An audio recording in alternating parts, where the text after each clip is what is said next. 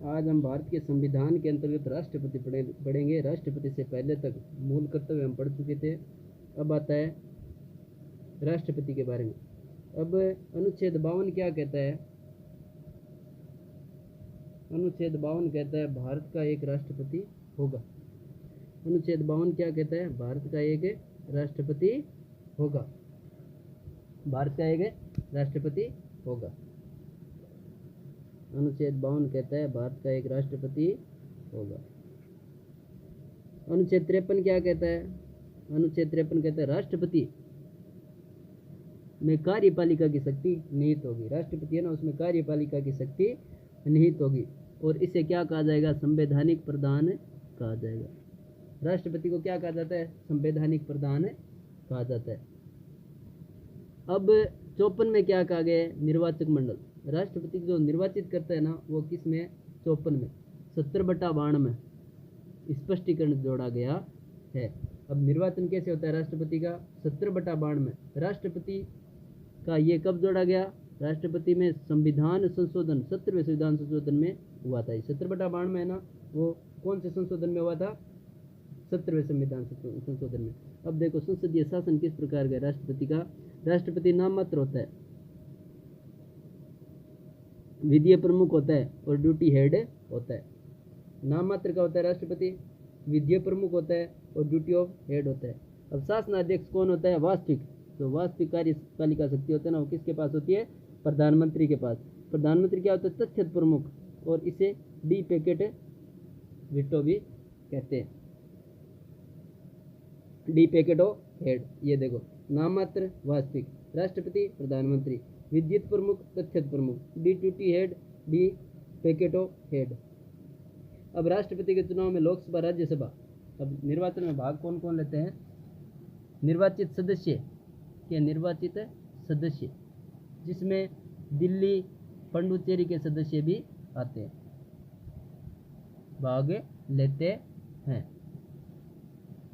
70वें संविधान संशोधन 1992 के तहत राष्ट्रपति के 70वां जो संविधान संशोधन हुआ था ना, उस 1992 के तहत राष्ट्रपति ने निर्वाचक मंडल में बदलाव किया गया।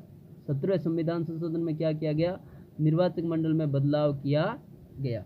70वें संविधान संशोधन में क्या किया गया? निर्वाचन मंडल में बदलाव किया गया। राष्ट्र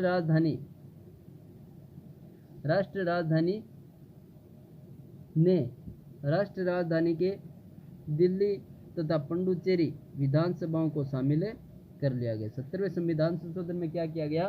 दिल्ली व पुडुचेरी को भी शामिल कर लिया गया। अब अनुच्छेद 55 क्या कहता है? इसमें राष्ट्रपति के निर्वाचन की विधि का उल्लेख है कि राष्ट्रपति को निर्वाचित कैसे किया जाता है। अब देखो, अनुच्छेद 52 भारत का एक राष्ट्रपति होगा। अनुच्छेद 53 राष्ट्रपति में कार्यपालिका शक्ति निहित होगी। अनुच्छेद 54 निर्वाचक मंडल, और अनुच्छेद 55 क्या कहता है? इसमें राष्ट्रपति के निर्वाचन होने की विधि का उल्लेख है। अब निर्वाचन की विधियाँ किस प्रकार की है? देखो, अग्रता और अनुपातिक प्रतिनिधित्व है। अब देखो, सर्वाधिक मत प्राप्त, सबसे पहले सर्वाधिक मत प्राप्त, उसके बाद बहुमत प्रणाली, उसके बाद फर्स्ट पास्ट द फर्स्ट प्रणाली। लोकसभा, विधानसभा और स्थानीय संस्था इसमें भाग लेती है। उसके बाद अनुपातिक प्रतिनिधित्व के आधार पर एकल संक्रमण, निर्धारित मत प्राप्त, बहुमत मत प्रणाली और भारित मत प्रणाली। इस प्रकार राष्ट्रपति का निर्वाचन होता है। राष्ट्रपति का चुनाव एकल संक्रमण, राष्ट्रपति का चुनाव एकल संक्रमण मत पद्धति के द्वारा किया जाता है। राष्ट्रपति का चुनाव कैसे किया जाता है? एकल संक्रमण मत पद्धति के द्वारा किया जाता है। अनुपातिक प्रतिनिधित्व है। प्रतिनिधित्व में एक रूपता, समरूपता, समानता स्थापित करना, जनसंख्या के आधार पर प्रतिनिधित्व। अब देखो, अनुपातिक प्रतिनिधित्व किसे कहा जाता है? प्रतिनिधित्व में जो भी प्रतिनिधित्व होते हैं उनके अंदर एक रूपता, एक जैसा समान विचार, समरूपता, समानता और जनसंख्या के आधार पर प्रतिनिधित्व, ये क्या होता है? एकल संक्रमण प्रतिनिधित्व के अंतर्गत है। अब विधायकों का मत मूल्य कैसे होता है? राज्यसभा की जनसंख्या और निर्वाचित मूल्य।